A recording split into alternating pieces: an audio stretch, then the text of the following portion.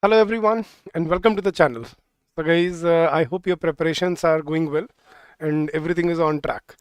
So guys, this is the second session, marathon session for your RBI Grade B, not Grade A, sorry, RBI Grade B, Phase 2 Descriptive English. And guys, in this session, we will be looking at your Pressy writing as well as reading comprehension. But before we begin, guys, let me tell you about the crash course and the test series we have specifically launched for phase 2. Now guys, phase 2 is is a challenge for many students, and for the same we have launched a live crash course where there will be live classes every day before your exam.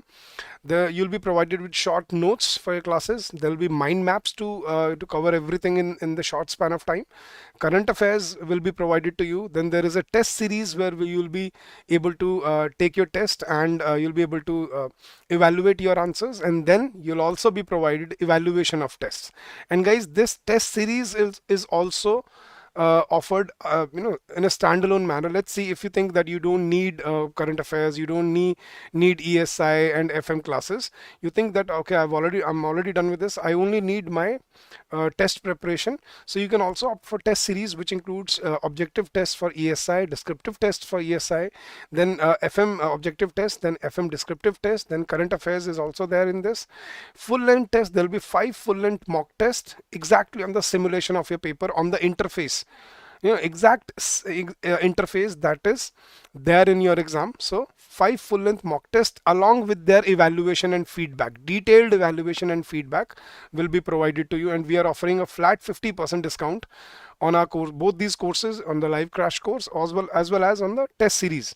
So do check out the courses, and they'll be very helpful in your preparation. See guys, you need to prepare and you need to be in line with the with the structure or with the type of questions that you will face in the exam. So the level of questions that you will see in the test series, and the brisk and the crisp revision that will be provided to you in the live classes and live crash course will be a booster for you at this point of time. So you have about what's today's 13th, so you have about 16 days left. So let's make them count and let's make them useful here, guys. So guys, let's begin with the session. But before we begin, I would like to request to all of you, please like the session, please share it if you can wherever it is needed, and so that it may reach someone who really needs it out there, right? And guys, if there is any query, any doubt, any confusion, please feel free to ask in the chat box. So guys, we will be covering two different questions, two different subjects, or let's say two different verticals of this exam. We'll be covering Pressy writing as well as reading comprehension today. So the agenda of first half of this session is to, first of all, to show you the previous year Pressy so that you get a context, what sort of passages you face in the exam, and what should be a sample answer for that. Then I'll teach you the basics of Pressy writing. I'll show you the difference between a good Pressy and a bad Pressy, and then I'll also give you a homework Pressy. So if you need the PDF of this session, guys, the description in the description of this video, the link has been given for our Telegram group. You can get this PDF as well as many other for free. So go join our Telegram group and you can get all these PDFs for free. So shall we begin? Result, Niranjan, we are not sure kab aane wala hai. It can be announced very soon, right? But we do not really have a exact date for that. Chrome is an internet explorer, Siddesh. How will you write your essays in Chrome? Kindly elaborate, because I'm confused. Good afternoon, Ragini. Hello, Ruchika. Welcome to the session, guys. Chrome, how will you write in your answers, essays in Chrome?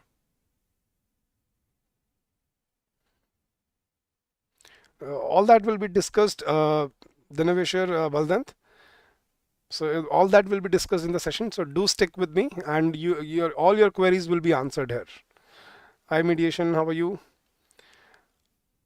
Oh yes, for information, obviously, see, instead of using Chrome is an Internet Explorer. You can probably refer to a more some trustworthy source, for example, like Wikipedia, or a government website, right?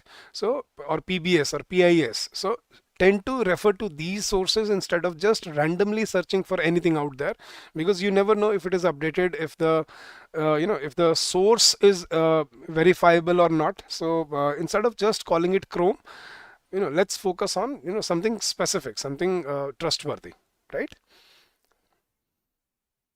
What is the level of question, Ritika? You'll get to know right now. I'll show you the previous year passages, previous year RC as well, and Pressy as well, right?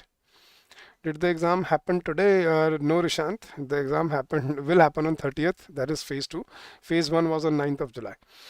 ChatGPT maybe, yes, but ChatGPT will only give you the context. It will not give you facts and data, right, Narana? So try to use more reliable, more trustworthy sources if you can. Chalo guys, now let's begin. I'll show you the previous year passage first of all, and then I'll show you a sample Pressy. So I'll read it out for you, right? And then let's see what could be a sample Pressy. So by doing this, you'll get to know what level of questions you face in the exam. So let me read it for you. Somebody was asking me, sir, what is the word limit given in in your Pressy? Because on Google there are many sources who tell you have to make 1/3 of the passage. So guys, don't worry. In the exam, you will be given a specific word limit with the Pressy. So you don't need to worry about word limit. It will be provided to you. It will be there in the exam itself, and you have to adhere to that word limit. That would be conducted on 13th. Yeah, today is 13th, Nishant. So yes, it would be conducted today. I thought you were asking about the other exam, Nishant. So yes, it was conducted today, and we're not sure. We don't have any specific information about that, but yes, it was to be conducted today. So let's read the passage, guys. The passage was about space race and space research, right? So let's read it and let's see what could be a sample Pressy for this. We human beings have been venturing into space since 1957, when the Union of Soviet Socialist Republics, USSR, launched Sputnik, the first artificial satellite to orbit Earth. All right, so we started space exploration long ago, with Sputnik being the first one. This happened during the period of political hostility between Soviet Union and the United States, known as the Cold War. Right. So guys, how do you solve the Pressy? Whatever I'm highlighting, whatever I'm underlining here, guys, please try to focus on that, and you'll see that these are the key points that you should mention in your Pressy. But how to do that organically, that I will discuss with you later on, right? For several years, the two superpowers had been competing to develop missiles called intercontinental ballistic missiles, ICBMs, to carry nuclear weapons between the continents. In the USSR, the rocket designer Sergei Kolarov had developed the first ICBM rocket called the R7, which would begin the space race. This competition came to a head with the launch of Sputnik. Carried atop an R7 rocket, the Sputnik satellite was able to send out beeps from a radio transmitter. After reaching space, Sputnik orbited Earth once every 96 minutes. The radio beeps could be detected on the ground as the satellite passed overhead, so people all around the world knew that it was really in orbit. Realizing that the USSR had capabilities that exceeded US technologies that could endanger Americans, the United States grew worried. Then a month later, on November 3, 1957, the Soviets achieved an even more impressive space venture. This was Sputnik 2, a satellite that carried a living creature, a dog named Laika. We've all heard about Laika, if I'm not wrong, guys, in our childhood. Now, prior to launch of Sputnik, the United States had been working on its own capability to launch a satellite. The US made 2 failed attempts to launch a satellite into space before succeeding with a rocket that carried a satellite called Explorer on January 31, 1958. The team that achieved this first US satellite launch consisted largely of German rocket engineers who had once developed ballistic missiles for Nazi Germany. Now, working for the US Army at the Redstone Arsenal in Huntsville, Alabama, the German rocket engineers were led by Werner von Braun and Juno. Explorer carried several instruments into space for conducting science experiments. One instrument was Geiger counter for detecting cosmic rays. Now, this was for experiment operated by researchers James Van Allen, which together with the measurement from the later satellites proved the existence of what are now called the Van Allen radiations belt around the Earth. So now we start with the onset of the space war, the space race between Russia and USA, and how it came to be. The competition started when they were researching for intercontinental ballistic missiles to carry nuclear weapons. So using that, Russia was the first one to put put a satellite into the orbit of the Earth, right? And then after a month, they also launched another one by the name of Sputnik 2, right? Which basically achieved a better feat. Now, then Americans also had their own capabilities. Now, maybe a little late, but they did also the same. All the engineers were from Nazi Germany, and by the research and development, they were able to launch their satellites into space. That is the important part up till here. Right? Let's read further, guys. In 1958, the space exploration activities in the US were consolidated into a new government agency, the National Aeronautics and Space Administration, NASA. Right? So NASA was born due to the space exploration activities in 1958. When it began operations in October 1958, NASA absorbed what had been called the National Advisory Committee for Aeronautics and several other research and military facilities, including the Army Ballistic Missile Agency, the Redstone Arsenal in Huntsville. The first human in space was the Soviet cosmonaut Yuri Gagarin, who made one orbit around Earth on April 12, 1961. On a flight that had lasted 108 minutes. Now, a little more than 3 weeks later, NASA launched astronaut Alan Shepard into space, not on an orbital flight, but on a suborbital trajectory, a flight that goes into space but does not go all the way around Earth. Shepard's suborbital flight lasted just over 15 minutes. 3 weeks later, on May 25, President John F. Kennedy, JF Kennedy, challenged the United States to an ambitious goal, declaring, "I believe that this nation should commit itself to achieving the goal before the decade is out of landing a man on the moon and returning him safely to Earth." Now, in addition to launching the first artificial satellite, the first dog in space, the first human in space, the Soviet Union achieved other space milestones ahead of United States. These milestones included Luna 2, which became the first human-made object to hit the moon in 1959. Soon after that, the USSR launched Luna 3. Right, less than 4 months after Gagarin's flight in 1961, a second Soviet human mission orbited a cosmonaut around Earth for a full day. The USSR also achieved the first spacewalk and launched the Vostok 6 mission, which made Valentina Tereshkova the first woman to travel to space. Then it was a big passage, guys. During 1960s, NASA made progress towards President Kennedy's goal of landing a human on the moon with a program called Project Gemini. Right, so they progressed towards the goal of landing a human on the moon by the name of Project Gemini, in which astronauts tested technology needed for future flights to the moon and tested their own ability to endure many decades in space flight. Now, Project Gemini was followed by Project Apollo, which took astronauts into orbit around the moon and to lunar surface between 68 72. And in 69, the Apollo 11, the United States sent the first astronauts to the moon. Neil Armstrong became the first human to set foot on its surface. During the landed missions, astronauts collected samples of rocks, lunar dust, that scientists still study to learn about the moon. During 1960s and 70s, NASA also launched a series of space probes called Mariner, which studied Venus, Mars, and Mercury. Space stations marked the next phase of space exploration. The first space station in Earth orbit was Soviet Salyut 1 station, which was launched in 1971. This was followed by NASA's Skylab space station, the first orbital laboratory in which astronauts and scientists studied Earth and the effects of spaceflight on human body. During 1970s, NASA also carried out Project Viking, in which 2 probes landed on Mars, took numerous photographs, examined the chemistry of Martian surface environment, and tested Martian dirt called regolith for the presence of microorganisms. So in 70s, NASA also carried out probes on Mars. Now, since Apollo lunar program ended in 1972, human space exploration has been limited to low Earth orbit, where many countries participate and conduct research on the International Space Station. Right? However, unpiloted probes have traveled throughout our solar system. In recent years, probes have made a range of discoveries, including that a moon of Jupiter called Europa, a moon of Saturn called Enceladus, have oceans under their surface ice that scientists think may harbor life. Meanwhile, instruments in space such as Kepler Space Telescope and instruments on the ground have discovered thousands of exoplanets. So they have discovered thousands of exoplanets, planets orbiting other stars. Now, this era of exoplanet discovery began in 1995, and advanced technology now allows instruments in space to characterize the atmospheres of some of these exoplanets. So guys, this was the passage. Okay. Now guys, what I want you to do is give me a an apt title for this passage. You've read the passage with me, right? So what do you think should be the apt title of this passage? So I want all of you to participate, guys. Give me your opinions. Let's see. And the title should be short and crisp. It should highlight whatever has been discussed in the passage.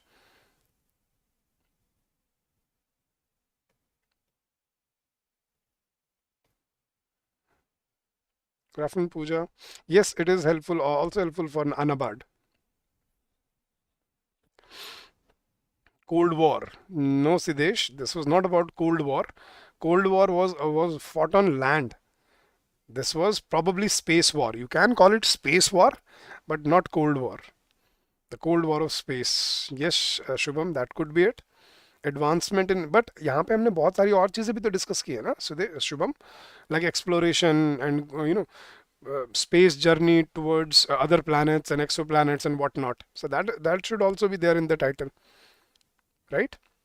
Advancements in space exploration in modern era. Very good, Branchi Narayana. The race for space exploration. Very good, Baldant. Yes, guys, what about the rest of you? I want all of you to give me your titles. Let's see if you can come up with a good title or not. Project Gemini. Avinash, that would be too peculiar.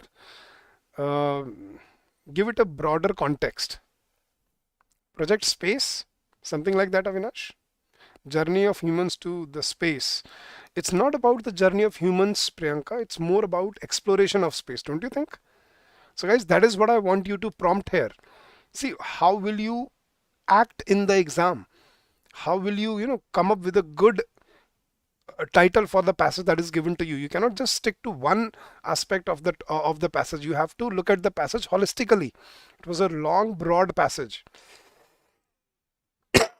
The journey towards space. Can this be a good title, guys? A journey towards space. Yeah, man's journey. Yeah, our journey towards space. Yes, absolutely. Title देना compulsory होता है, उसके बिना marks नहीं मतलब आएंगे, marks will be deducted. So I'll tell you about the structure of a Pressy after this. When the space of exploration began. Very good, Nishant. But is this a question or is this a title? What are you saying here?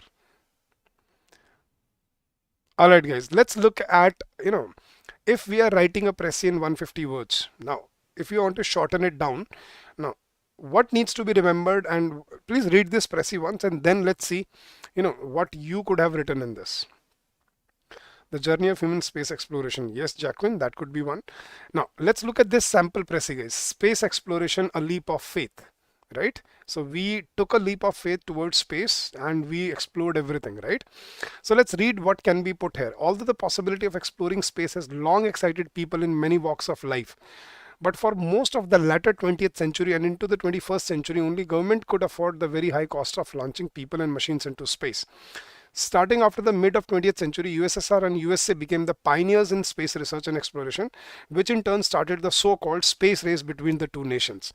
This reality meant that space exploration had to serve very broad interest, and it indeed has done so in a variety of ways. However, government space programs have increased knowledge, served as indicators of national prestige and power. This space exploration paved the way for our future, and after numerous space journeys, we are looking towards exoplanets not just as spectators but as contenders towards the future. Guys, do you see anything that you feel that has been copied from the passage? Or don't you think this is the gist of the passage, the exact crux of the passage? What was the underlying purpose of the passage? And that is what a Pressy is all about. So Pressy is not a summary, guys. Please understand this. Many of you have this notion that Pressy is only about shortening the passage into into a specific word limit, or bringing down the whole passage into the finding out the key points of the passage and then putting them together. That is a summary. That is not a Pressy. So see, यही वहां पे expected है, Bainand, that when you write a Pressy, it should be original, it should be organic in your own words. It should not be a replica of the passage. If you try to replicate your your Pressy from the passage, it will be considered an average Pressy, and you'll only be able to score average or below average marks. So guys, you need to be creative when you are writing your Pressy. So comprehension will play a lot of role here, and it will you will have to basically read between the lines what the author wants to convey. Yes, this is around 150 words, maybe a sentence above more, Shrishti, but I think this is, I think 130 words or so. Not just by NASA, Praveen. NASA की सिर्फ NASA की बात थोड़ी हो रही थी यहाँ पे we were also talking about USSR and the space race. So see the purpose of the author to write this passage, क्या वो सिर्फ रेस वॉर पे, स्पेस वॉर पे या स्पेस रेस पे फोकस कर रहा था? I don't think so. Right, he did talk about that USSR ने पहले ये किया, फिर अमेरिका ने भी ये किया, अमेरिका ने कुछ ये किया तो यूएसएसआर ने कुछ वो अचीवमेंट्स की, फिर स्पेस स्टेशन आ गए, and then it basically was a story about the journey, the inception of space journey and how it fared up till now. Right, you have to write the title and a Pressy organically in your own words. So now let's see guys what Pressy writing is all about. Now this is the title for the year 2021. Now I'm giving this to you as a, you can do it on your own at at your home. What I want you to do is read this passage, right? And then this was about exploitation of sand as a material, as a using sand that we use for creating everything. So sand as a material, as an element. So that was the passage, and there I have also given you a Pressy for this. So read it out, and you'll get a better understanding of how a Pressy is written. So I'm doing this for your I'm giving this you for your homework. You can read it on your own, and you can find this PDF in the Telegram group. The link for the Telegram group is given in the description of the video, guys. Project launched, ये सारे project ही तो थे प्रियंका, क्या बात कर रहे हो? Project launch ही नहीं हुए इसमें? कितनी बार प्रोजेक्ट वर्ड यूज किया हुआ है इसने? इफ आई शो यू, शुरू से करते देखो. ओके,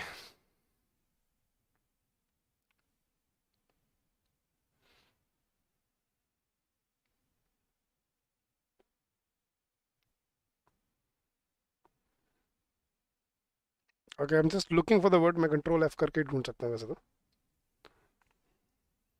बट यहाँ पे देखो प्रोजेक्ट बेसिकली कोई भी पायलट प्रोजेक्ट होता है उसको प्रोजेक्ट ही तो बोलते हैं. मैं उसको ढूंढ रहा हूँ सच में, मैं भी क्या ही कर रहा हूँ. But still see you can find all these were first they were all about reaching space, then it was launching man into space. So all these were pilot projects for both the countries. So all these were projects. Project तो दिया ही हुआ है, और देखो वहाँ पे same word हमें, मतलब we have to present it in our own words Priyanka, तो ये याद रखना है. चलो चलो गाइस, तो let's start with the understanding of passage के क्या क्या elements should we mention. See the key elements of the passage. I'll tell you how to develop a Pressy. That's what I'm going to teach you now. So just bear with me and you'll get to understand what to be used and what not to be used.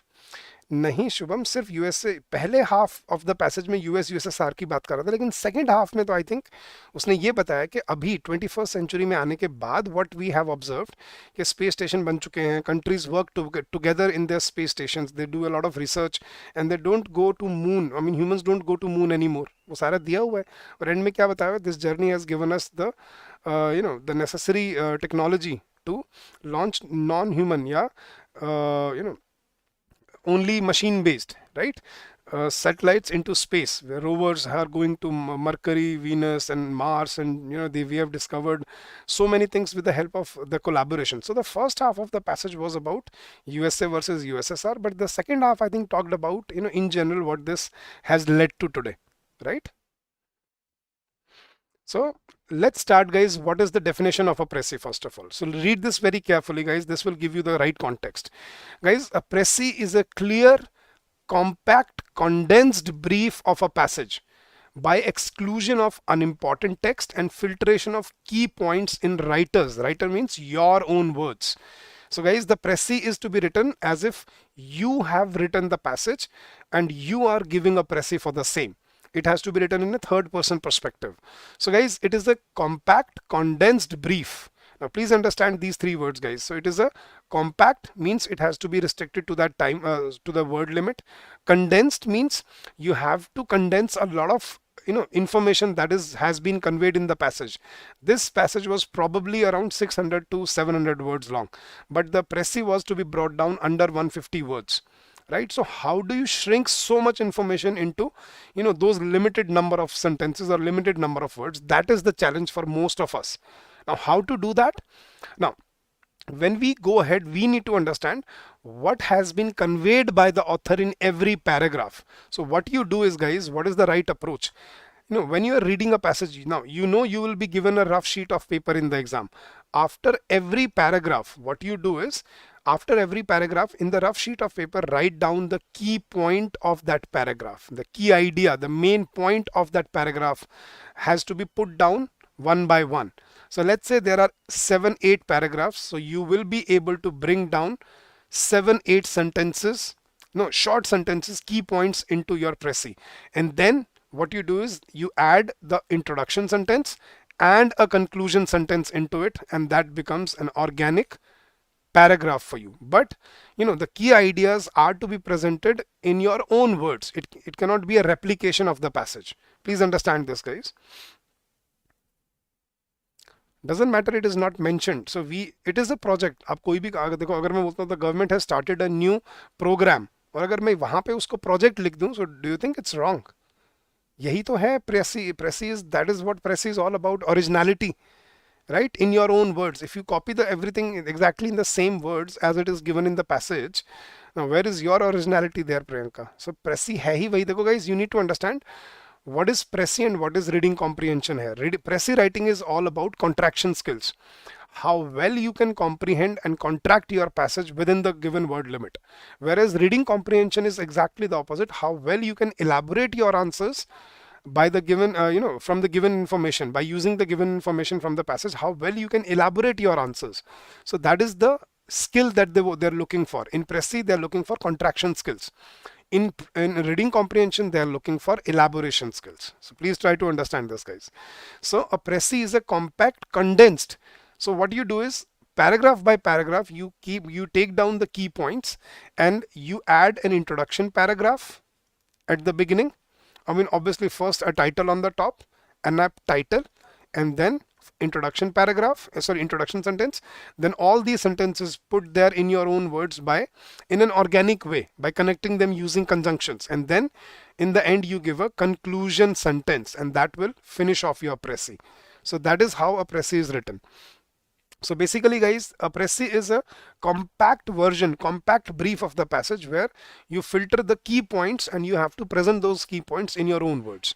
Now, Pressy writing is regarded as a very important kind of composition because it develops one's capacity to discriminate between the essential and the non-essential. Guys, you would be doing this when you will be working in the organization as well. You will be invited to, some high-level meetings, and then you will be given the task to put down the minutes of the meeting.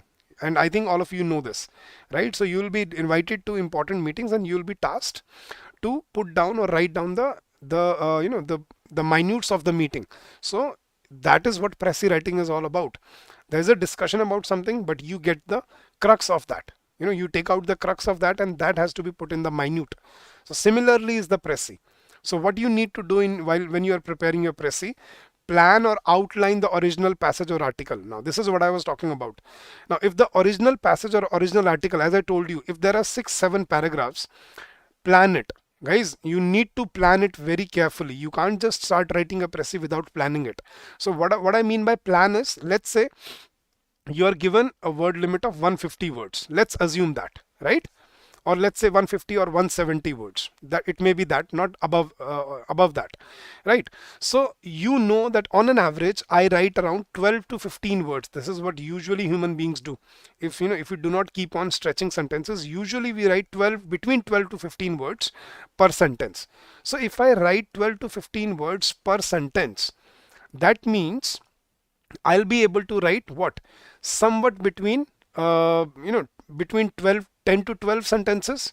If I'm writing 12 to 15 words per sentence, I'll be able to write 10 to 12 sentences in my Pressy.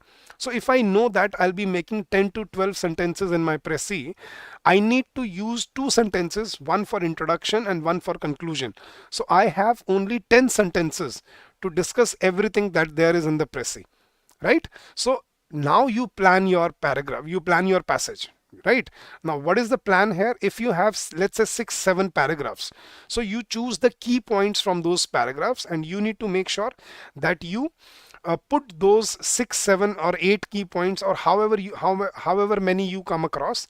You put down those key points and you make sure that you have to complete those points in 10 sentences. Now, if you practice this from today onwards, guys, you'll be able to control it. And this is what this is what I mean by when you plan your original passage. Got it? Guys, are you able to understand what I'm saying here? So if you look at it logically, if you plan before you write a Pressy, you don't just go on writing and just wish that okay, it will it will be summed up around 150 words. You will lose or you will miss some important key points if you do that. But if you plan your passage before you start writing a Pressy, that is the right approach. So guys, are you able to understand what I mean by plan or outline your passage? So however many paragraphs are there, make sure that you take one key point from every paragraph, so that you don't miss out on anything. And then you see how many sentences you are going to make in the passage, in the Pressy, you are going to make, and then how do you frame those key points within those sentences. Now that has to be carefully understood before you walk into the exam room. This is what I call preparation, guys. Really being prepared. Now, second key point is keep the abstract of the passage. Now, what I mean by abstract of the passage is, guys, always remember, always skip the particular or specific details of the passage. For example, if there was, if I think that, any data, or let me be very blunt, any data, any specific stat or any number should be eliminated from the Pressy. Because Pressy is the gist of the passage. See, why do we use specific stats, data or numbers in a Pressy? So that we are able to connect it, or we are able to convince the reader with a supporting statement. But in a Pressy, it's not about convincing, right? So we do not use specific stats or specific numbers or any particular name. For example, guys, in this passage there were so many names of different voyagers, different satellites, Gemini, Luna, Sputnik and whatnot, Apollo, but I did not mention any of them in the Pressy. Did you see that? There were so many dates, 1957, 1958, 1961, 1969, 1995, but I did not mention anyone. Right? I just mentioned 20th century, 21st century. So that is how you broadly put into the context in the in your Pressy, guys. So only keep the abstract of the passage. So if you know the meaning of this word, what is abstract? The inherent meaning, guys. What do we mean by the word word abstract? Abstract means something that is inside the body, something that cannot be seen outside the body, something that is hidden inside it. So guys, जब भी आप Pressy लिखते हो, ask yourself कि ये जो आपने passage पढ़ा, ये पैसेज या ये आर्टिकल लिखने का पर्पस क्या था ऑथर का? What was the purpose of the author to write this article? तो अभी जो हमने स्पेस एक्सप्लोरेशन के ऊपर हमने पूरा पैसेज पढ़ा, guys, do you agree with me कि the purpose of the author was to initiate, to tell you initially how the space exploration began, then how it was ignited by the space race between the two of the superpowers of the world. Then what came further was the development of technology, where we stopped sending human beings and we started developing, and we started using the technology that we had grown for the benefits of humanity. And then now in the recent years, we have we are using the technology to further explore exoplanets and new possibilities of outer space, so that we have a chance in the future, right? So I think that was the hidden message, if I'm not wrong. Yes, guys? So do you agree with me? So that is called the abstract of the passage.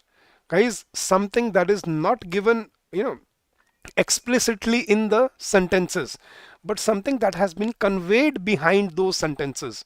The purpose of the author to write that passage, that is called a Pressy. Guys, are you able to understand this? So this is what you need to do.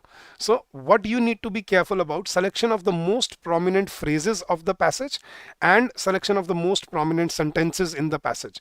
That needs to be done by you. And to do that, you need to read very, very carefully. And guys, this is why I always emphasize on the habit of reading editorials every day. If you read editorials every day, you would be able to get to the gist of the, inference of the passage, that what has been inferred by the author in this passage. So that you will get to know when you read on a daily basis. And next, guys, when you are writing a Pressy, form a chain of facts and connect to make an organic whole.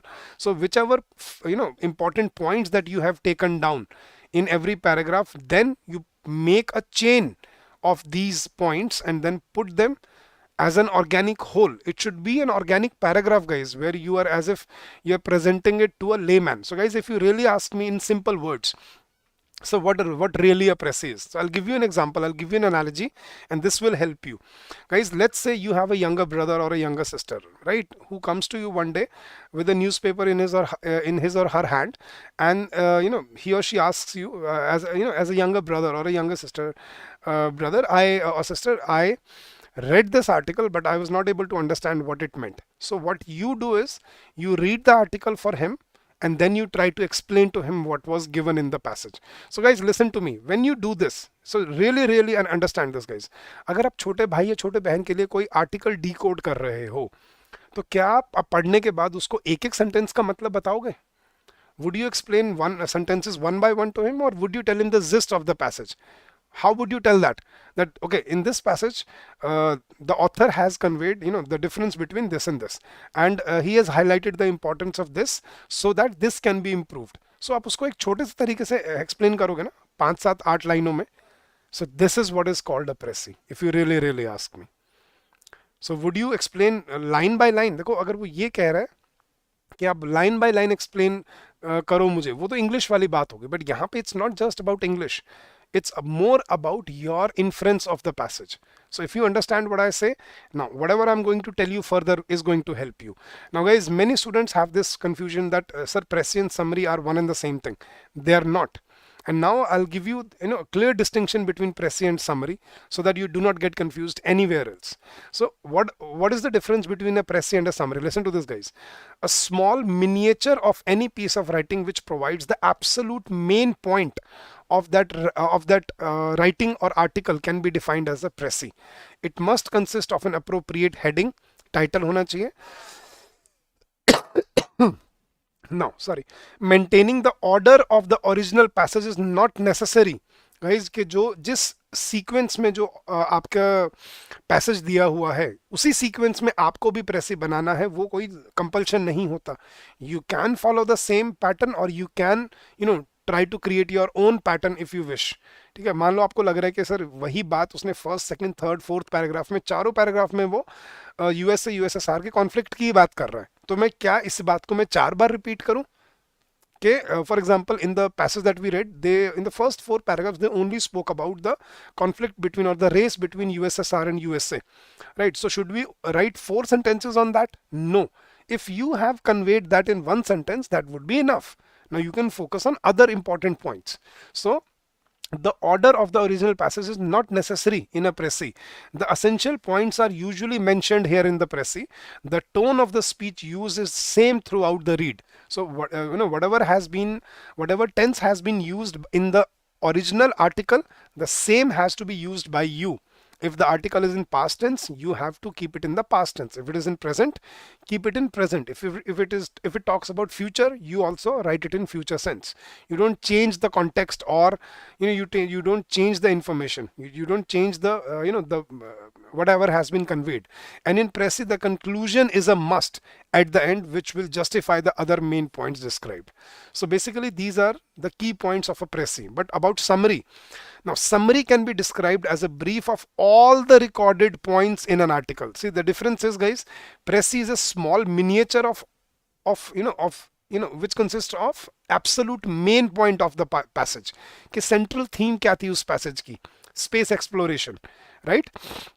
Now, उसमें क्या क्या बातें हुई वो हम वहां पे put down करेंगे, but we will highlight the key theme कि the space exploration started in this year, it developed like this, and then finally it has reached this point. So that will be the Pressy of the passage. But summary, on the other hand, will discuss all the important points. Summary में आपको सारे points discuss करने पड़ते हैं, और I think guys आप सबको school में, all of you have been taught summary in your school life, in your school time, never a Pressy. And that is what we usually do. We read the passage objectively, we just think that we have found the key points, we take out the key points and then we put them together. That is a summary, that is not a Pressy at the end of the day. Remember this guys, if you write a summary you will get marks, but not good enough. You'll only score below average, maybe 14, 13 out of 30. So that should not be your target. Your target should be so score around 20, 21, 22 marks. That is the highest you can score in this, right? And to do that, this is the difference that you need to understand. In summary you highlight all the key points, but in Pressy you only stick to the abstract of the passage. Any passage or article with a shortened variation depicts a summary, where the headline is necessarily not so important. Now in a summary you do not give a title, but in Pressy you do. The not only headline but also the order needs to be maintained. Okay, order भी maintain करना होता है Pressy में हमें, in summary में हमें, but in Pressy you do not need to follow the order, covering all the important points. The tone used in the summary varies necessarily, is not needed to be in order of the passage. So आप tone भी change कर सकते हो और आप tense भी change कर सकते हो in a summary, and the summary can also skip the conclusion and mean the same. So there are so many differences between a Pressy and a summary. There are quite a few similarities as well. See, both of them are shortened version of the passage. Both of them highlight the key points. That is true. But when you actually put it down, there's a lot of difference. So guys, if I have to give you a simple analogy, so just listen to this guys, probably this will tell you the difference between a summary and a Pressy. So guys, if the whole passage, okay, I'm bad at drawing guys, if the whole passage is the human body, okay, listen to this, if the whole passage is the human body, then summary can be defined as the skeleton. Now what is skeleton? Now skeleton will talk about all the key points in the sequential order. Skeleton will talk about, okay, this is the skull, this is the these are the shoulders, these are the limbs, this is the torso, this is the chest, this is abdomen, these are the legs, limbs, right? So when you talk about all the key points in a sequential order, right, that is called a summary. So summary would be called the skeleton. Skeleton would be summary, but Pressy would be the soul of the body. So the underlying difference between a summary and a Pressy is summary talks about all the key points, right, in an objective manner, but Pressy talks about the soul, the intrinsic, the inherent gist of the passage. So guys, I hope this analogy will help you understand what you need to put down in your Pressy. Not all the points, but only the central theme, the key points, and even those when they are presented in your own words. Now, what are some do's and don'ts of Pressy writing? Okay guys, now I'm teaching you how to write a Pressy. Please make sure you remember this. Many students ask me, sir, we do have a problem. How do we really start a Pressy? So let me tell you, start the Pressy with the main idea, the first sentence of the Pressy should be the main idea, the central theme of the passage. Like in the Pressy I showed you, what was the first statement? Listen to this. Although the possibility of exploring space has long excited people in many walks of life, for most of the latter 20th century and into the 21st century, only governments could afford very high costs of launching people and machines into space. So that was the central theme, that these were the government agencies which were able to afford space missions, and they were able to develop that technology, right? So you always start with the main idea of the passage, that in 20th, 19th and 20th and 21st century, these big nations were able to send people and new projects into space. So the first sentence of your Pressy should be the main idea, so that the reader can quickly understand the essence of the Pressy. So how do you start your Pressy? The first sentence should be the central theme of the passage, which should basically highlight the introduction of the whole passage. Got it?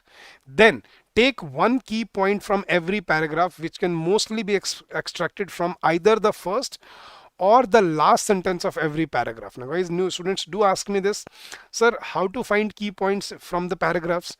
Now usually the first or the last sentence of the paragraph is the key point of that paragraph. Mostly it's the first, but sometimes it can also be the last, right? So how to take the key points?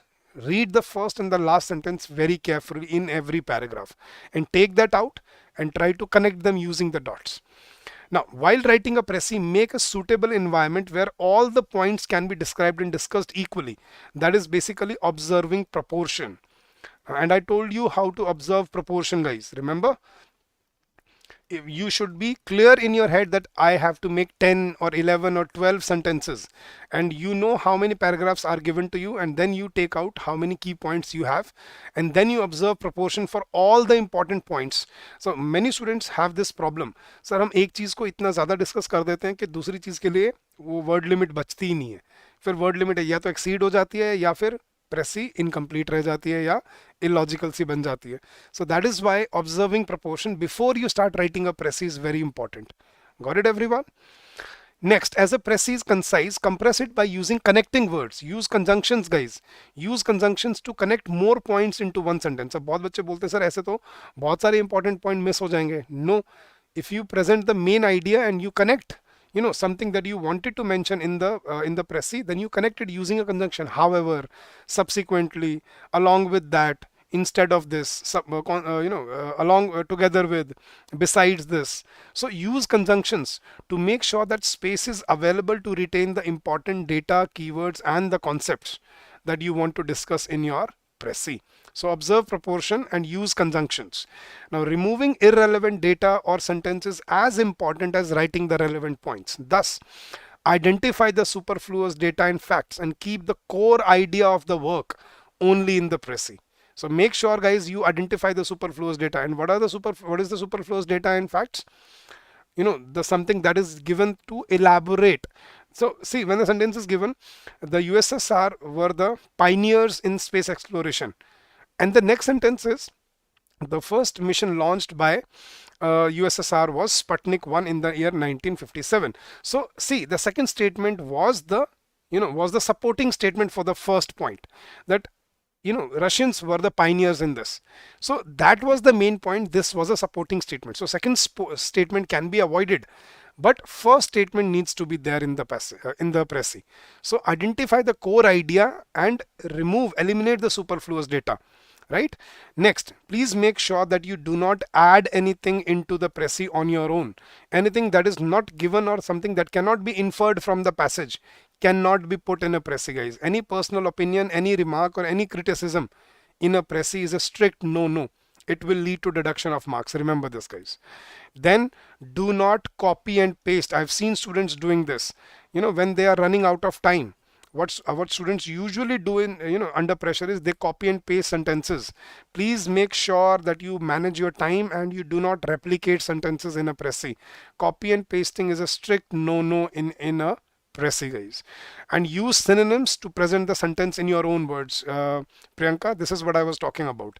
See, instead of saying program, I said project. So this is a synonym.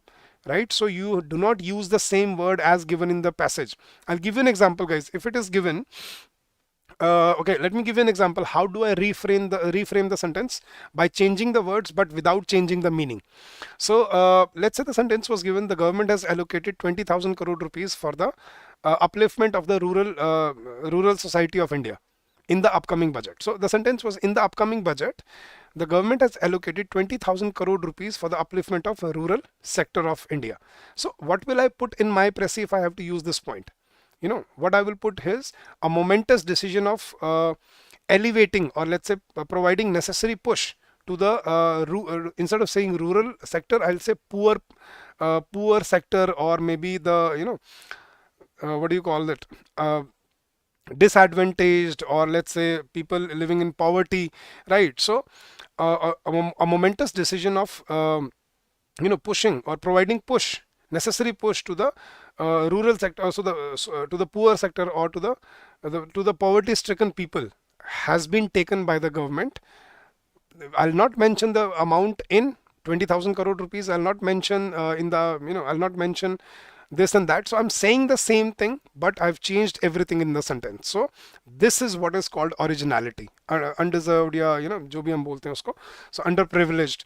So a momentous decision of elevating the underprivileged people of the country has been taken by the government, or has been incepted by the government. So I'm using synonyms to say the same thing but in my own words, and that is what is required in a Pressy, to present it in your own words, but the meaning remains the same. You cannot add anything into the Pressy, guys. Please remember this. Now coming to the other parts, what else you need to remember? Now, expected word limit of Pressy would be between 150 to 170 words. That is what it has ranged between in the past years. From the year 2017, it used to be 150, then it got up to 170, and now usually the word limit for Pressy is 170 words. Right? Then weightage for Pressy is 30 marks, always has been. Now the time allocation for Pressy should be between 20 to 25 minutes. Good if you can do it in 20, not bad if you can complete it within 25, but not beyond that. Now what should be done in this? First 7 to 10 minutes to read the passage. Quickly read the passage, underline the key points, write down your key points on the rough sheet of paper you will be given. Then next 10 to 12 minutes to use those key points to frame your Pressy, right?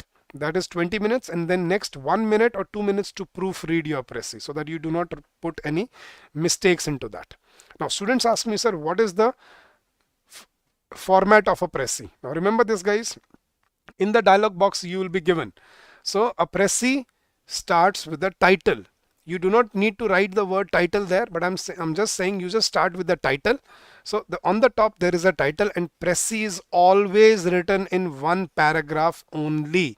Please remember this, guys. Pressy is not written in bullet points. Pressy is not written in sentences. Okay, Pressy is not written in other forms. It is always written in one paragraph itself. So a title on the top, and below that one paragraph only that should discuss the whole passage. That is the format of a Pressy. So many students ask me, sir, there are other sources which tell us otherwise. Now you can choose whichever you want to believe, guys, but do your own research, go to some reliable source, and you'll get the format of a Pressy. You'll find out what a Pressy looks like, right? So go do that. But we always teach this, and this is what always works, that this is the proper format of a Pressy, a title on the top, and the whole Pressy written in one paragraph. And many students ask me, sir, will the words written in the title will also be counted in the word limit? Yes, absolutely yes. Everything that you write in your dialog box in the exam will be counted under the word limit. Please remember this, guys. Everything you write in the word limit in the dialog box will be counted in the given word limit for you. Got it? So this should be a time management for your Pressy. Now, what are the key points of a Pressy? Pressy should always be the crux or the gist of the passage, and the crux and the gist of the passage is put as the title. Now the title should be, guys, short, apt, concise, and coherent. It should be coherent with the passage. So you need to understand, if you put down everything into couple of words, what the passage will talk about. So the passage we just read, it was, I think, about space exploration, or the journey of space, or the journey towards space, or as the title was, space exploration, a leap of faith, right? We did this anyhow with so many difficulties, so many challenges. We still pushed on, and we managed to go to space, and now we are doing so much more into this. So no, you don't need to mention the title, you just write the title there, Balwant. So the whole crux of the central theme of the passage should be the title. Again, avoid replication of important sentences, have brevity and clarity in your Pressy, avoid direct speech and use indirect speech. What I mean by this is, guys, don't write sentences we think, we believe, or you should, or they should. Instead of using I, we believe, you believe, they believe, or we should or they should, write it in an indirect speech. It is to be thought, or it is believed. The governments have done this. It is to be understood. So try using indirect speech that looks more formal in a Pressy. Now remember, exclusion of statistical information. Any particular name, any specific data, any specific stat, any specific number is to be eliminated from the Pressy. Even if you want to use it, change it around. For example, if it says that 57% of the population is still dependent on agriculture sector, so I would write still around 2/3 of the population depends on agrarian economy. So this is what brings originality to your Pressy.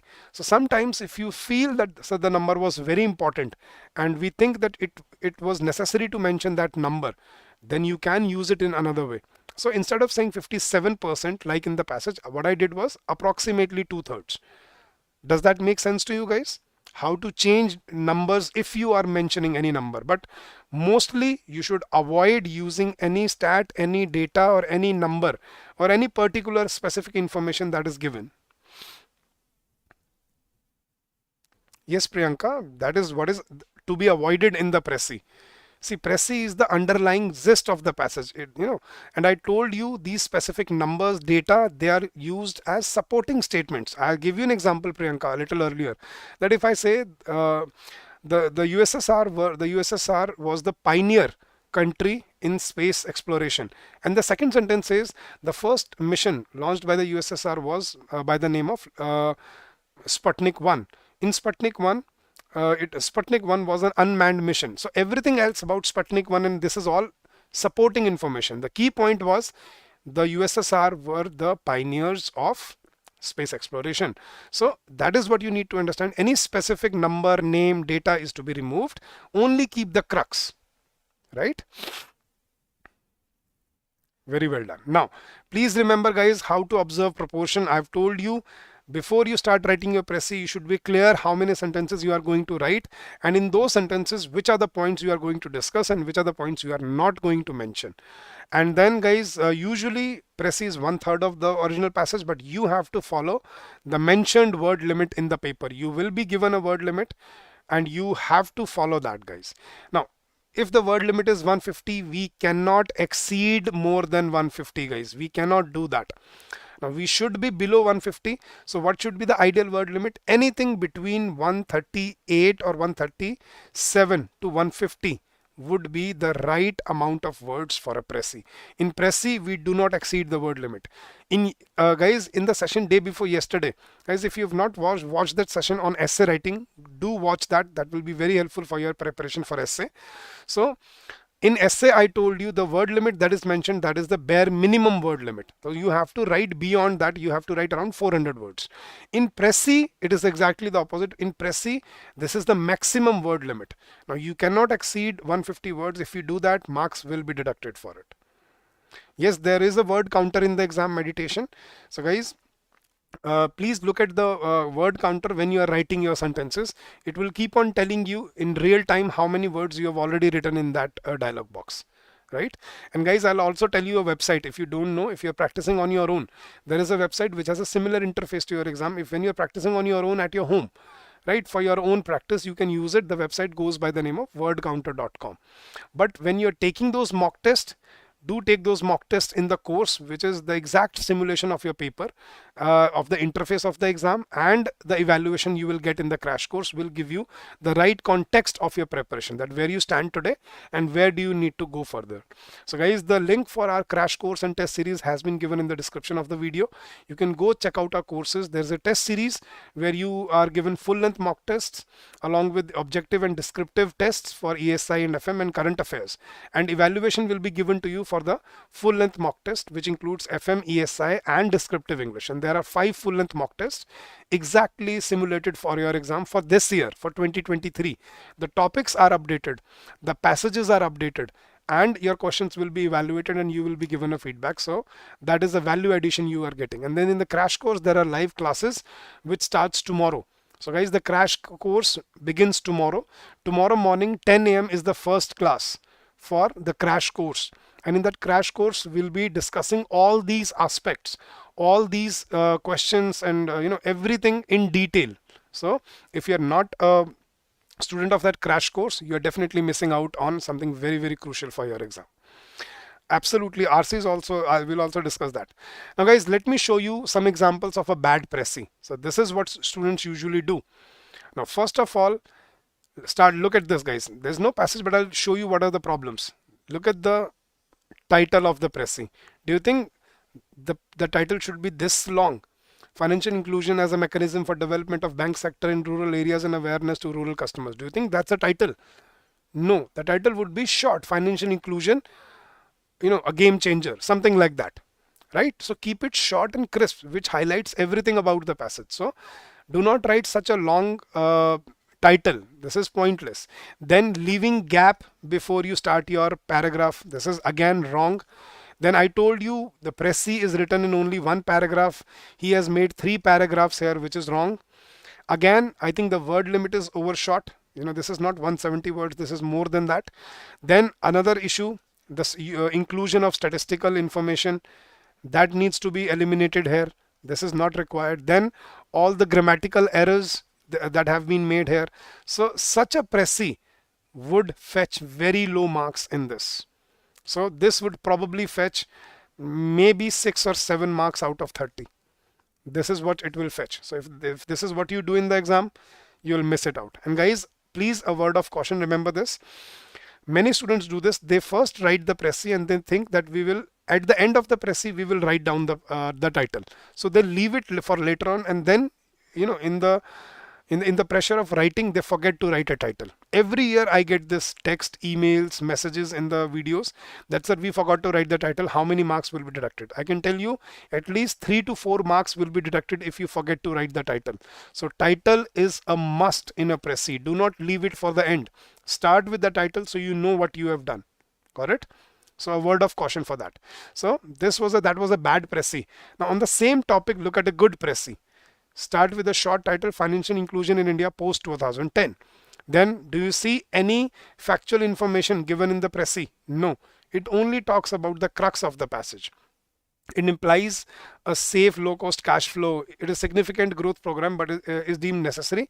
It cannot alone be enough for economic development. Post 2010, see, first sentence was all about, see, the central theme. Look at this, guys. Financial inclusion implies access to safe, low-cost cash flow system. Though it is a significant growth program and is deemed a necessary condition, financial inclusion, it alone cannot be enough for economic development. That was the central theme of the passage. Then you are discussing the passage. Post 2010, financial inclusion has resulted in a drastic change in approach by banks and financial institutions, catalyzed by a regulatory push and a demand pull. Consequently, see guys, do you see these conjunctions that are used? Although, consequently, words like that. So consequently, the banking network has risen rapidly during this period. However, a little less than half of Indians are yet to own bank accounts, owing to nascent infrastructure, illiteracy, language barriers, and irrelevant banking products. Supply side issues include small transaction size and high credit risk. In spite of this, rural banking has managed to flourish, aided by the RBI through its financial inclusion plan and rural reach incentives. This success depends mainly on the customization of bank products and services according to the unique demographics of the financially excluded, while inclusively catering to expectations. So this was a conclusion sentence. Now same thing, it was written by another student in this way. So you guys, you understood what the passage would have talked about. Now look at this, guys. This looks like a poor summary. Financial inclusion as a mechanism for development of banking sector in rural areas and awareness to rural customers. Financial inclusion is a payment system that allows you to move and money around safe and at low cost. As an important development agenda of Indian financial inclusion has paradigm shift into the approach of bank and financial institution. Currently, 44,000 banking branches and 23,000 ATMs are in rural areas out of 1.5 lakh branches, and 1.56 lakh ATMs respectively rest in some semi-urban areas, metropolitan areas. Also increasing banking outlet in village from this to this. Rural branches opened this in last 2 decades to this. Despite the physical outreach and rural footprint of banks, still 44% of Indians lack access to savings account because of some major challenges like underdeveloped infrastructure, bad roads, etc. and also illiteracy and language differences fail to offer product relevant to the rural customers. In spite of this problem, RBI has initiating to expansion of branching in rural areas through financial inclusion. कुछ समझ आ रहा है क्या हो रहा है? नहीं ना, बट आप इस प्रेसी से सब समझ सकते हो कि क्या what the author wanted to convey in the passage.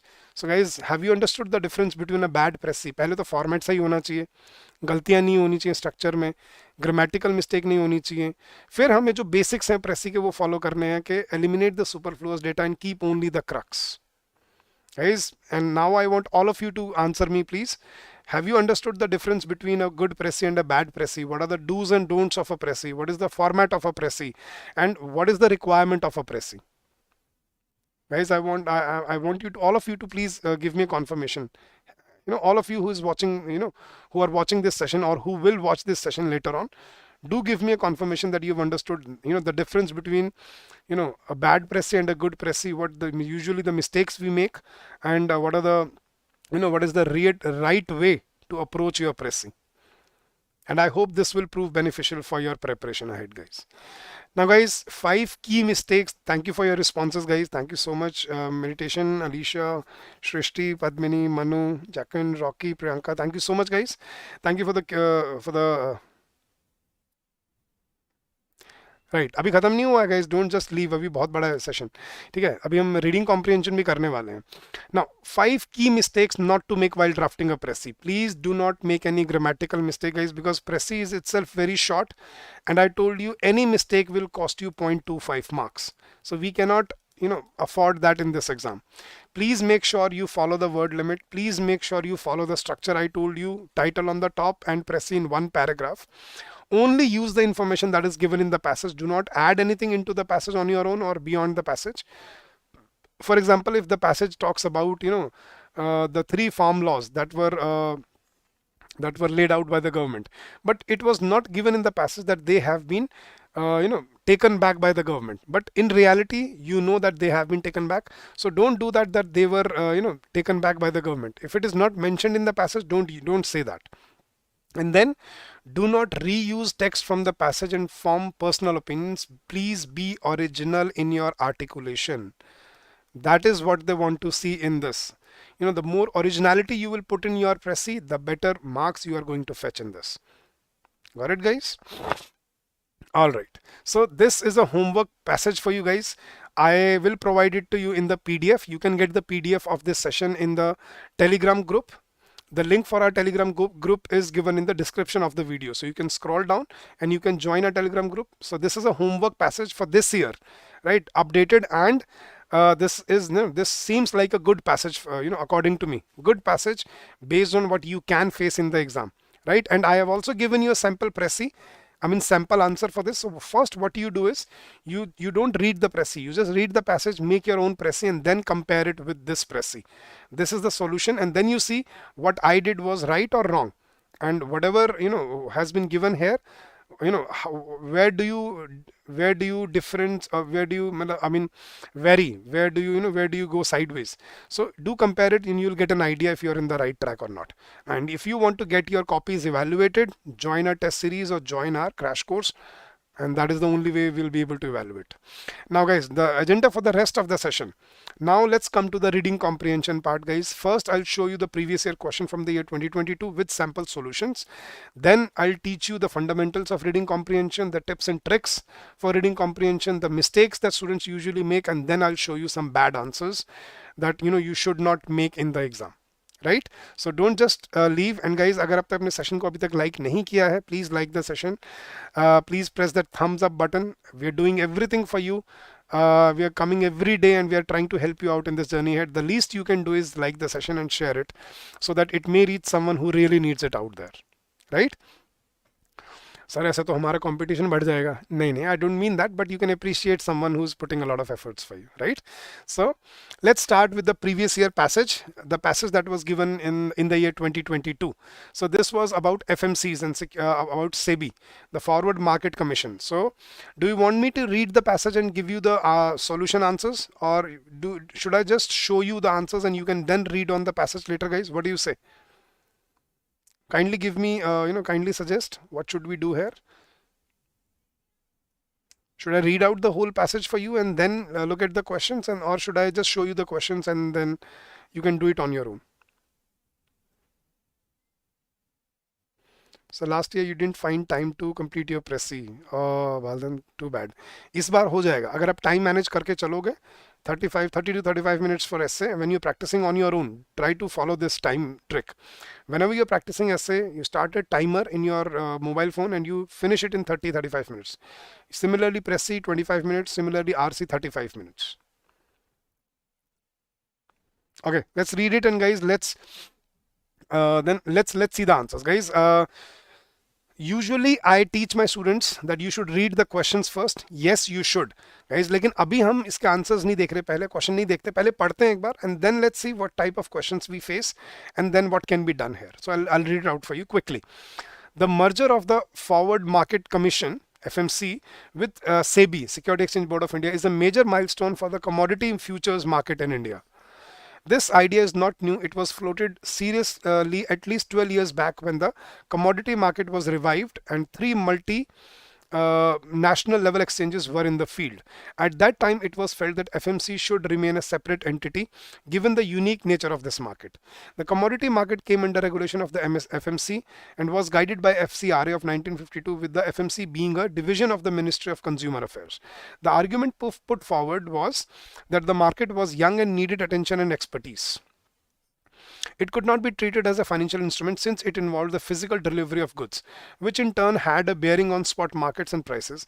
Therefore, the MCA would have regulated by the APMC Acts, which fall within the jurisdiction of state governments.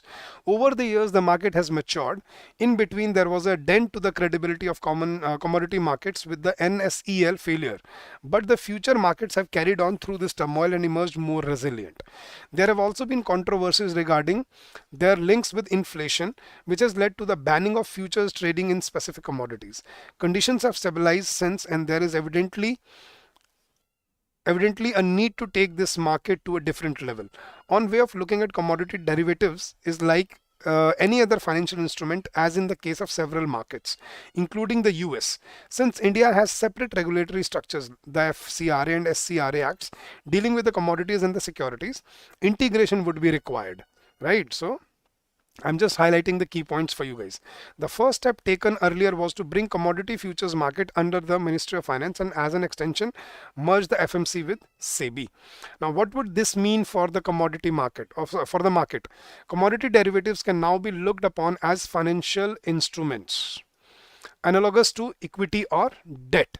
This will bring all derivatives under a single regulator, just like in the US, where the CFTC controls and regulates them. This will be good news for brokers if there is integration of the two trading platforms. This will be a good news for brokers if there is integration of two trading platforms. There will be some housekeeping to be done, as all brokers need to register with SEBI. Exchanges too have to comply with the net worth norms. It is not known if the stock exchanges will be allowed to deal with the commodities and vice versa for commodity exchanges. If permitted, there would be further competition in both markets, leading to consolidation at some point of time, which is always the case for financial infrastructure. The major consideration is to ensure that risk from one market does not spill into the other. Yes, this is the important point. This was the primary reason for commodities being separated from securities. Yes. The consequence, however, was that the same broker firm would open a commodity outfit and then trade from the same office space under two banners. With a single regulator now for both the markets, and hence also for the exchanges, this need to separate companies trading in two segments with separate risk capital. The existing challenges will definitely see a shakeout as stock exchanges venture into this space. It is unlikely, however, that in absence of consolidation they can make a useful dent in the business of existing players. This is so because historically it has been observed that exchanges tend to get specialized in specific products and generate liquidity to the extent that it is difficult to wean away business. Hence, MCX retains primacy in bullion and energy, while NCDX dominates the agricultural spectrum. New exchanges have come and barely survived, and more often than not been marginalized by market forces. So this was the passage. Right, now let's look at the questions and what should be the relevant answer for this. So there were 1, 2, 3, 4, 5 questions on this passage. Now guys, you will be required to read the whole passage and then frame your answers. So guys, the strategy should be to read the questions first and then target your answers. I'll show it to you, but first let's see what were the questions and what could be the answers. Now, why was the commodity market put under the regulation of the FMCs? Why was the commodity market put under the regulation for the FMCs? Now, this was given in the first paragraph, I think.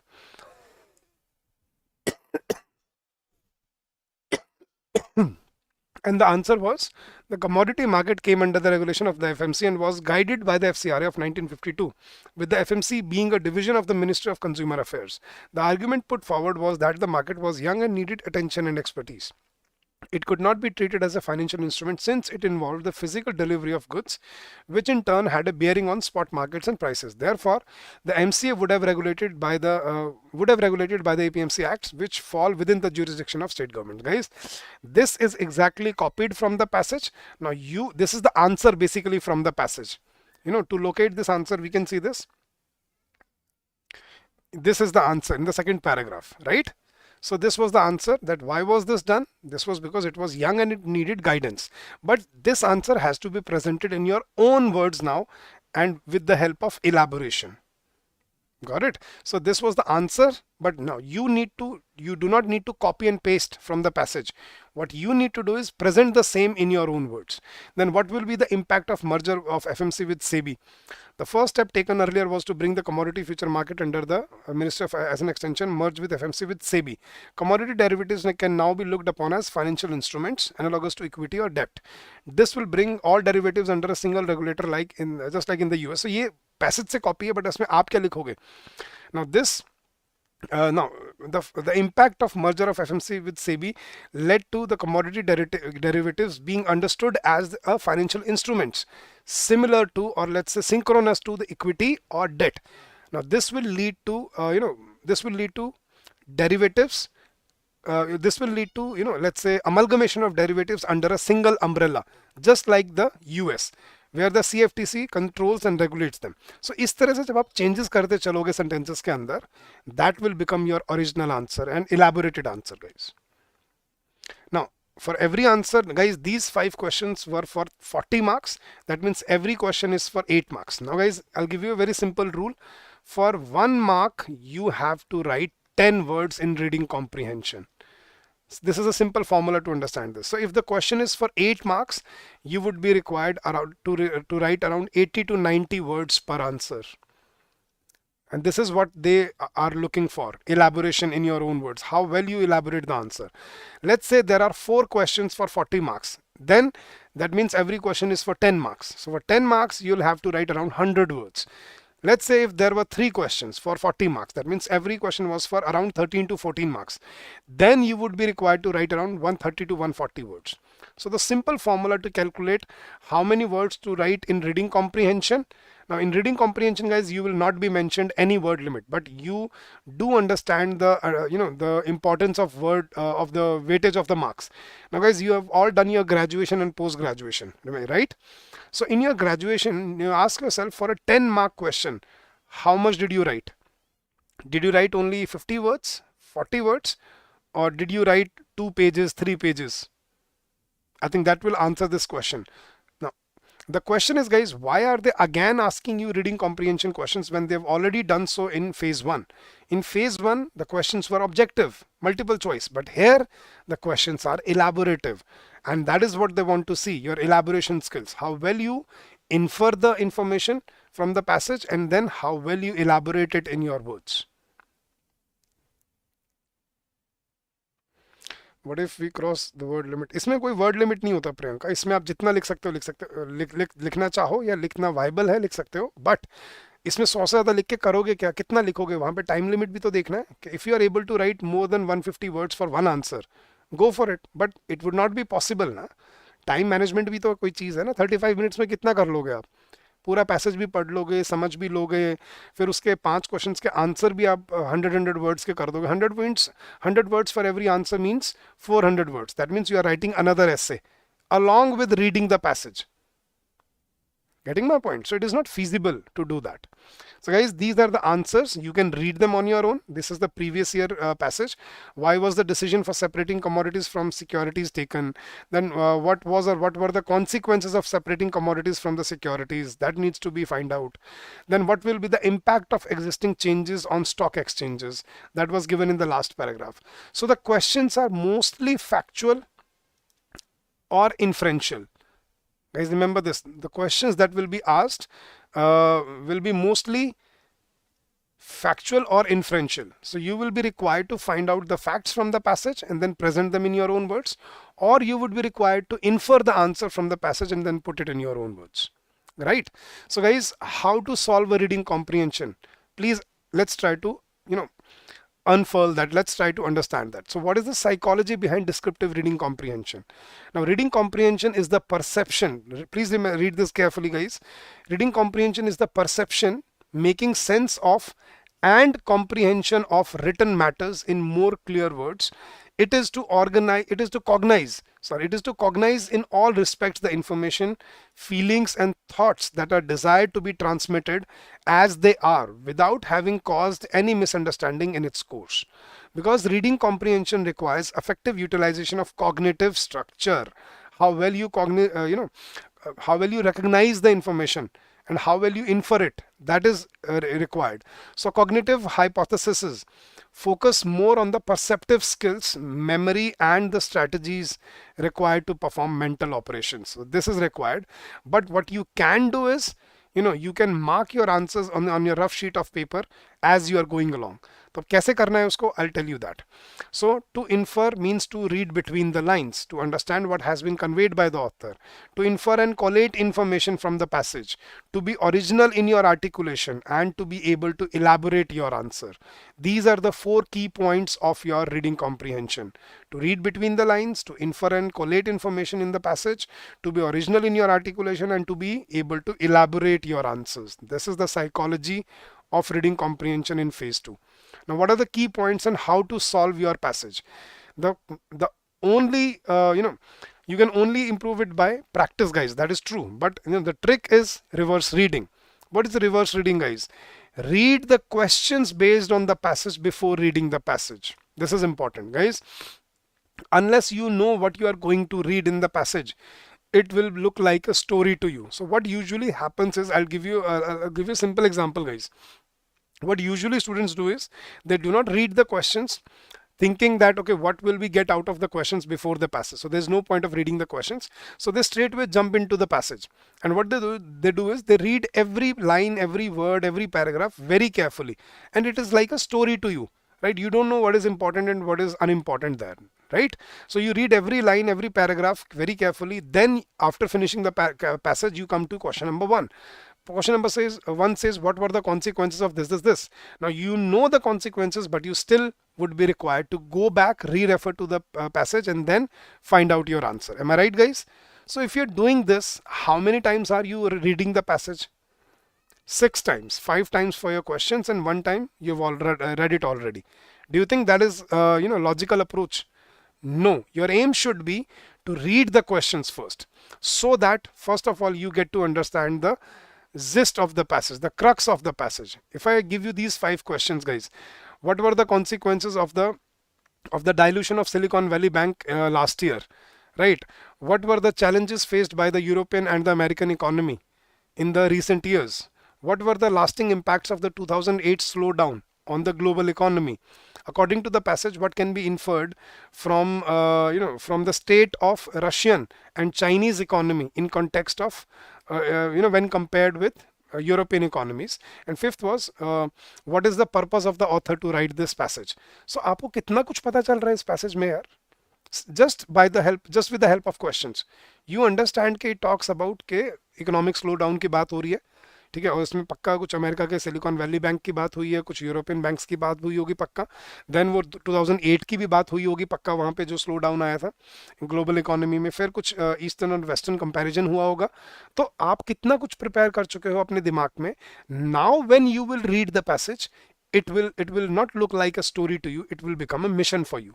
कि अब मुझे पता है मुझे ढूंढना क्या है, कि पैसेज में जहां पर भी 2008 की बात आएगी मुझे पता है मेरा आंसर यहाँ आने वाला है, जहां पर भी सिलिकॉन वैली बैंक आएगा या कॉन्सिक्वेंसेस की बात हो रही होगी वहां मेरा आंसर आने वाला है, जहां पर भी रशिया और चाइनीज इकोनॉमी की बात होगी वहां मुझे पता लग जाएगा मेरा आंसर आने वाला है. So this is the directed approach that you need to take when you are solving your question. So read the questions before the passage. Right? Do not read the passage first, read the questions first, and not just the questions. Mark the keywords in the questions and memorize them.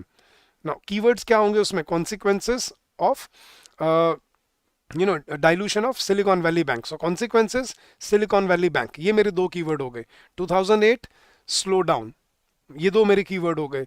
Comparison between Russia, China and European countries, economies of European countries, ये मेरे तीन keyword हो गए. Fourth मेरा क्या था, what were the lasting impacts of 2008, और जो भी है वहाँ पे. और आप इस तरह से आप उनको मेमोराइज कर सकते हो. You will be able to memorise those keywords and then take them along with you while you're reading the passage, so that you know wherever the keyword is there in the passage, you'll be able to find your answer. Try to recognize the main idea of the passage from the questions itself. I told you, try to find the crux of the passage, and that will mentally prepare you for the passage. Then know what to look for. With the help of keywords, you should be able to know what you are looking for in the passage. So as you are reading, you should be consciously telling your brain, keep on understanding, but also keep on looking for the keywords that I have put in my head. So know what to look for. And while reading the passage, look for the keyword that you have marked in the questions.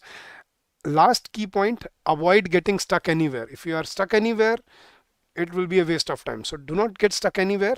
Just reframe the sentences if you're not able to understand them, right? And mark the important points of each paragraph. So as I told you, as you are reading your reading comprehension, make this a habit, guys. You need this for Pressy, you need this for reading comprehension as well. So while reading the paragraphs, you mark down key points of all the paragraphs, right? Now this we were doing this in Pressy. Now in RC, what needs to be done is, when you are looking for your answers, you read first paragraph, you see that your answer was not there, you just put a little cross that no answer is there in first paragraph. Second paragraph, you see my answer is there, and which question number first, so you write that down in your paper. Then you read further, paragraph number 3, you see that question number, a little part of question number 2 is there in paragraph number 3 and paragraph number 4. So you do that second question is in paragraph number 3 and 4. Paragraph number 5 is question number 3. Paragraph number 6 has question number 4, and paragraph number 7 and 8 specifically had answer number 5, question number 5. So if you do that, now if you mark that as you go along on a rough piece of paper, now when you are writing your answers, it will be very easy for you to straight away jump to that paragraph looking at this, and then you can re-refer to everything that you have read and frame it in your own words. That will save a lot of time. Got it, guys? Yes, read all 4 or 5 questions in one go, Manu, and mark down the keywords, and then remember the keywords from the questions, and then approach your passage. Got it?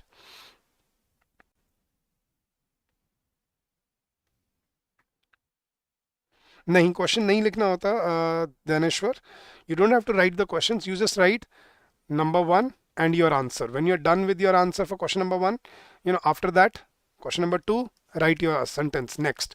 Then when you're done with answer number 2, write down 3, just 3, and write down your answer. When you're done with answer number 3, next line, just write 4 and write down your answer, right? Then when you're done with 4, write down 5, and then straight away write down your answer. No, you don't need to write questions there. Got it? Because it will be adding in your word limit, and it would be pointless. So guys, is this clear to everyone? What reverse reading is, how should we solve this? Now there are 2 types of questions you can face in your exam, guys. One is inference based, where you are supposed to infer, understand and infer the information. Now these are tricky ones because they require candidate to understand the passage carefully. Now in such questions, a logical conclusion has to be made which perfectly fits in that context and represents a particular fact aptly. So कैसे question होता है inference वाले? What can be inferred from this sentence, or what does this sentence imply, or what does the author mean by the line this? So ये inferential questions होते हैं जिनमें आपको पढ़ के infer करना होता है वहाँ पे क्या meaning है. एक तो इस तरह से क्वेश्चंस आते हैं, guys. Then second type of questions are paragraph and sentence based questions. Now the questions might be also asked related to a particular paragraph or a structure of the passage. Now for example, the measures taken by the organization in the passage can be best described as what? The second paragraph criticizes what? Or the third paragraph describes what? तो ऐसे ऐसे question आ जाते हैं. या तीसरा है जो मैंने आपको बताया, फैक्चुअल क्वेश्चंस. सीधा आपको पूछ लिया what were the consequences of this this step taken by the authorities or by the government. वो वहाँ पे दिए हुए हैं एक पैराग्राफ में, आपको उनको बस reframe करना है. So these are 2-3 types of questions that you face: factual, inferential, and paragraph and sentence based questions. ठीक है guys? Now 5 mistakes not to make while answering comprehension answers. Please read them very carefully.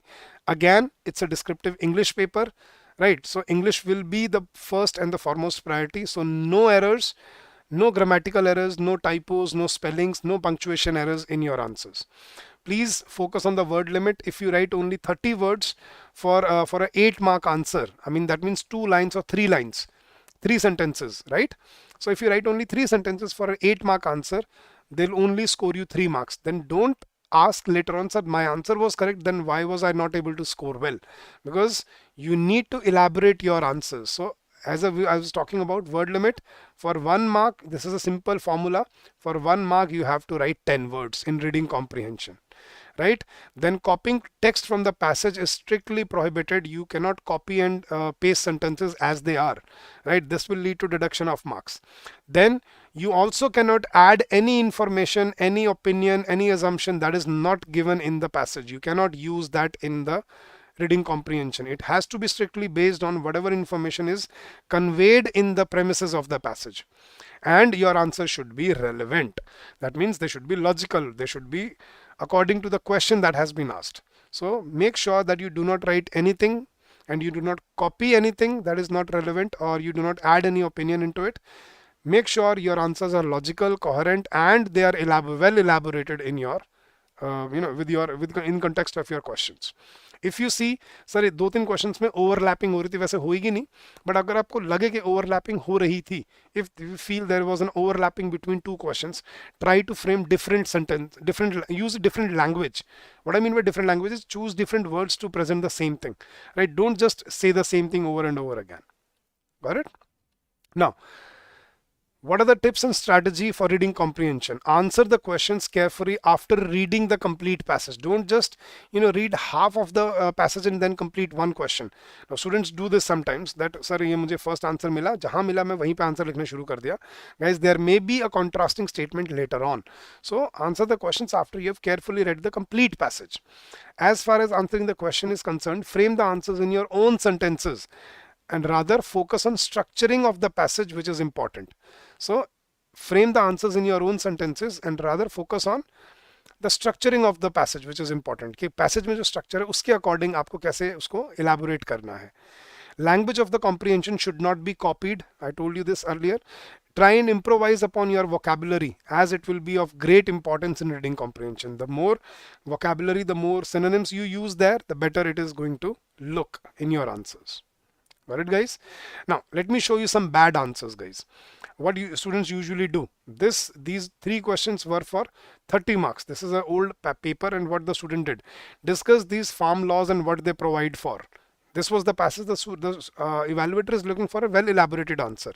Look at the answer. The 3 farm laws provide for various reforms which has hindered the growth of agriculture, like Farmer Produce Trade Commerce Act allows farmer to sell outside APMC mandis. Farmer Empowerment Act, farmer has been given option to opt for contract farming. Essential Commodities Act, liberty for farmers to trade for certain grains and pulses. Do you think this is what they are looking for, your elaborated answer? Guys, these are not even sentences. Guys, you can write your answers in paragraphs. Now students ask me many times, sir, should we write RC answers in paragraphs, or should we write answers in bullet points or numbers? Now guys, you can, in RC you can do both. Now you can write your answers in paragraphs, you can also write your answers in bullet points or numbers, right? But it would probably depend upon the question. See guys, if the question is an inferential, for example, if the question is discuss these farm laws, now when he's asking you to discuss, that means it's preferable that you write your answers in paragraphs. But if there was a question, what are the steps and measures taken by the government? So what are the steps and measures taken by the government? Now, such a question could be written in bullet points and numbers. But even if you are writing your answers in bullet points or numbers, you have to write complete sentences, not just this shortened form. Farmer Produce Trade Commerce Act allows farmers to do this. This is copying and pasting from the passage. Guys, this is not elaboration. Then look at the second answer. Why is the government elected to repeal the farm laws? Now this was to be written in paragraph, right? Not in bullet points. So government provides for MSP for the farmers, which causes a dent on the fiscal discipline of the government's expenditure, and also FCI has been dealing with problem of over procurement and storage issues, and government wants to increase farmers income through contract farming, free trade, and selling outside mandis without mandi tax. Do you think this is one sentence for this 8-mark question? Do you think, what do you think, how many marks would he score here? This question would probably score 2 out of 8. This would score 1 out of 8. This would probably again score 1 or 1.5 or 2 marks. So 5 marks, 6 marks out of 30. Is this what you're targeting? So I told you the key here is to elaborate and infer the answer and elaborate in your own words. Make sure that you complete your answers in time. These are bad answers, guys. Again, I'll show you some more wrong answers. In the upcoming budget, there are 4 areas of focus on agriculture. Now, these are the 4 areas: increasing storage capacity, increasing availability of pulses, reduction of import, increase farmer livelihoods. Now, these were the 4 points that were given in the passage with some explanation, but this is what student did. Now, do you think these 4 points will get you 4 marks out of 8? No. This will only fetch you probably 1 or 2 marks, because there is no elaboration here, although the answer is absolutely correct. See, but what are they looking for here? Elaboration.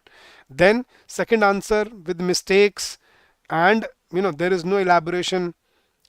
This will lead to poor marks, guys. We can't do that. Now, please understand, this was your reading comprehension. And guys, now, if you're thinking that, sir, what should be written in a proper reading comprehension passage or in an answer, how should they be elaborated? Now, we'll discuss that in our crash course tomorrow. Now, we have launched a crash course as well as a test series. So I was telling you about this earlier as well. So before I end the session about reading comprehension, I would like to tell you about the live crash course. The live crash course includes live classes which will start tomorrow 10 a.m. Short notes will be given to you for all the classes. Mind maps will be given. Current affairs will be given to you. Test series is there where you'll be given 5 full-length mock tests along with the evaluation of the tests. And then there is a separate test series which includes objective tests on ESI, descriptive tests on ESI, objective test on FM, descriptive test on FM, and then current affairs tests are there, and then full-length test with evaluation. 5 full-length mock tests on the simulation of the paper, on the interface of the exam, and the exact simulation of the paper, 90 minutes, 3 questions exactly on the simulation, and the interface that you will face in the exam will be given to you, and then we'll provide evaluation and feedback to you. And guys, we are offering a flat 50% discount on these courses. So if you think that you need evaluation, you need feedback, you need a support system, an ecosystem which helps you in your journey for the next 15 days, 15 or 16 days. Now, I think these courses will really benefit you. What is in live classes? In live classes, Baldan, we will teach you how to draft your essay. We will teach you how to frame your Pressy. We will teach you how to elaborate your answers in reading comprehension. That will be done in this. The link for this is given in the description of the video, guys. Now, if you scroll down the video, if you're looking at it, just scroll down the video, the description where more is written, right? And you will see links there. When you click on the more button, you will see the complete guide to RBI Manager, then live crash course link is there, then previous year questions link is there, then offer is given to you, and then the last link is your Telegram where you will find the PDF of this session. So guys, any doubt, any query, please feel free to ask us. And guys, if you wish to contact us for anything, you can call us on this number during the office hours, 8146207241, or you can drop us an email at hello@edutap.co.in. Mind maps are available in gold package. Yes, they are. But, I'm not sure if there are anything separate here. Manu, you can drop us an email and ask the team about it. Are the mind maps different from that of the gold package, or are they the same?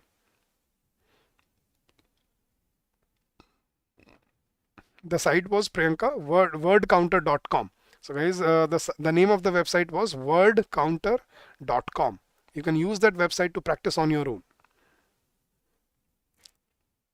So guys, how was the session? Please do share that in the comment section of the video. Guys, your feedbacks are very motivating for us. They, provide necessary push to us to come back again and to give you more material to help you out in this journey ahead.